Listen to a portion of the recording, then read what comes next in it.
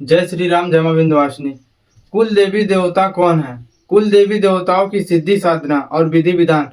आज हम लोगों को कुल देवी देवता को जागृत करने की, सिद्ध करने का एक ऐसा सिद्धि साधना और मंत्र दे रहे हैं जो हमारे इस सिद्धि साधना और मंत्र के हिसाब से करेगा उसको 101% कुल देवी देवता जागृत हो जाएंगे और उनके साथ चलने लगेंगे।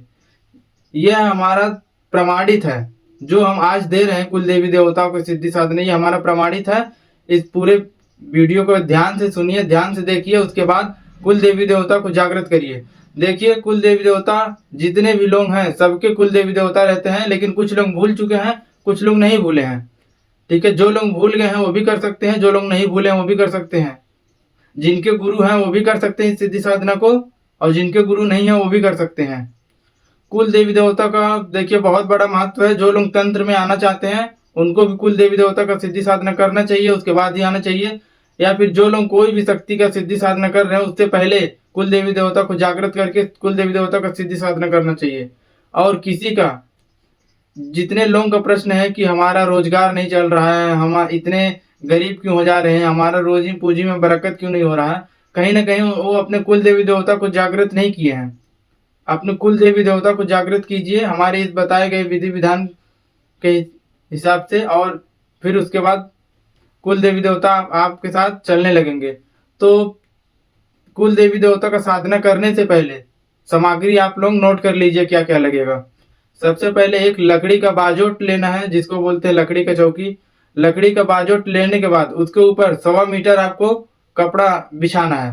1.25 मीटर कपड़ा बिछाने के बाद 3 नारियल लेना है, और तीनों नारियल को, एक नारियल को हल्दी से रंगना है, गीला कर लेना है, दूसरे को कुमकुम से गीला कर लेना है, तीसरे को सिंदूर से गीला कर लेना है। और इस जिस पर ये नारियल रखाएगा, अक्षत जो चावल रहेगा, उस चावल को भी अलग अलग इन तीनों कलर से, एक को हल्दी से, एक को कुमकुम को, और एक मतलब तीनों कलर से रंग लेना है। रखने के बाद उस चौकी पे जो है बाजोट, जो लकड़ी का जो बाजोट है उसके ऊपर जो कपड़ा 1.25 मीटर बिछा है लाल कलर का, उसके ऊपर 3 जगह चावल को रखना है। हल्दी से रंगा हुआ चावल, कुमकुम से रंगा हुआ चावल, 3 जगह इसको रखना है। उसके बाद इसके ऊपर नारियल रखना है। यह हो गया कुल देवी के लिए। और कुल देवता के लिए बगल में ही एक सूखा गरी का गोला रखना है। ध्यान रखिएगा, कुल देवी के लिए नारियल रखना है, लेकिन कुल देवता के लिए बगल में सफेद चावल के ऊपर सूखा गरी का गोला रखना है। और सूखा गरी के गोले के ऊपर जनेऊ आपको चढ़ाना है, और जो 3 नारियल है इसके ऊपर आपको चुनरी चढ़ाना है। इसके बाद तीनों नारियल के सामने आपको मिठाई रखनी है, और गरी गोला के सामने भी मिठाई रखनी है। और अगर जो लोग गांव में हो वो सब, अगर हो सके तो जो होता है बोलते हैं ना सुहारी, और उसके साथ लपसी, उसको रख सकते हैं और अच्छा रहेगा। और इसके बाद मिठाई रखने के बाद, इसके बाद पान के पत्ते में एक सुपारी रखना है, एक लौंग रखना है, और एक इलायची रखनी है। 3 जगह पान का पत्ता इसको रखना, 3 जगह पान का पत्ता रख के उसके ऊपर लौंग, इलायची, सुपारी रखनी है, और जो गरी का गोला है उसके सामने भी रख के रखनी है। ठीक है, इसके बाद रखने के बाद घी से दीप का प्रज्वलित करना है। दीप को प्रज्वलित करने के बाद पंचोपचार जो होता है ना, बोलते हैं पंचोपचार पूजन करना। दीप धूप सब करके अपने जो भी है अपना बढ़िया से पूजा कीजिए, फूल चढ़ाइए। इतना सब करने के बाद किसी रुद्राक्ष की माला से, याद रखें कि रुद्राक्ष की माला रहे जाप करने के लिए, रुद्राक्ष की माला से 21 माला जाप करना है। किसी विशेष दिन पे अगर इसको करते हैं तो 21 माला जाप करिए, एक रात्रि में हो जाएगा। और नहीं तो 3 दिन या 5 दिन या 7 दिन आप करिए। नवरात्रि में स्टार्ट कर रहे हैं तो 7 दिन करिए, ठीक है, या 5 दिन करिए, और हर एक दिन 5 माला या 7 माला जाप करिए। लेकिन पहले दिन जितने माला जाप किए हैं उतने माला जाप आपको डेली करने हैं। तो मंत्र इस प्रकार है, ओम ह्रीम कुलेश्वरी प्रसिद्ध प्रसिद्ध ठ ठ फट। ठीक है, अगर आपको जब जाप करना है तो मंत्र पढ़ना ओम ह्रीम कुलेश्वरी प्रसिद्ध प्रसिद्ध ठ ठ फट।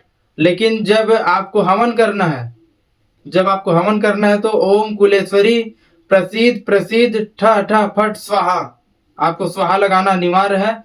और हवन क्या चीज से करना है, अगर 85 हवन है आपके पास या फिर उपलब्ध हो पाए, 85 हवन अगर आपके पास हो तो 85 हवन से हवन करिए। 85 हवन में भूत दाना, प्रेत दाना, मसान दाना, देवी दाना, जटामसी, गौलोचन, बहुत सारी जड़ी बूटियां डालकर ये मतलब 85 हवन बनाया जाता है। अगर नहीं है तो गाय के घी में पिसी हुई काली मिर्च और उसमें थोड़ा गुलाब की पंखुड़ी मिलाकर आपको एक माला, अगर विशेष दिन पे कर रहे हैं एक दिन पे तो 21 माले का जाप और 3 माले की आहुति। और आप अगर किसी विशेष दिन पे नहीं कर रहे हैं और बाकी दिनों से कर रहे हैं, कोई दिन से, ठीक है, शनिवार या मंगलवार के दिन से कर रहे हैं, तो आपको एक माले की आहुति देनी पड़ेगी। इतना करने के बाद जो भी कुल देवी देवता का जो भी है अपना भोग पर जो आप चढ़ाए थे मिठाई, उसको ध्यान रखिए किसी दूसरे के घर वालों को नहीं देना है। यहाँ तक कि अगर अपनी बुआ है उनको भी नहीं देना है। अगर अपनी बहन की शादी हो गई है, किसी उसकी शादी हो गई तो उसको भी नहीं देना है ये भोग पर। अपने घर के अपने कुल के ही लोगों को ये प्रसादी पाना है, ठीक है। इतना आप जाप करिए, कुल देवी देवता पूर्ण रूप से दाहिने हो जाती है, चलने लगती हैं एकदम। ये बहुत ही तीव्र क्रिया, आज तक आपको कोई नहीं बताया होगा, ठीक है। और हाँ, जब इसका जाप आपका पूरा हो जाए तो जो नारियल है और ये जो गरी का गोला है सबको बांध लेना है। एक घर के द्वार के सामने टांग देना है, एक पीछे द्वार में, या फिर तीनों को, मतलब सबको इसको आपके घर में ही 1 साल तक रखना है। 1 साल के बाद जब पुनः करेंगे आप उनकी सेवा, उसके बाद आप विसर्जित कर दीजिए। 1 साल तक इसको रखना है।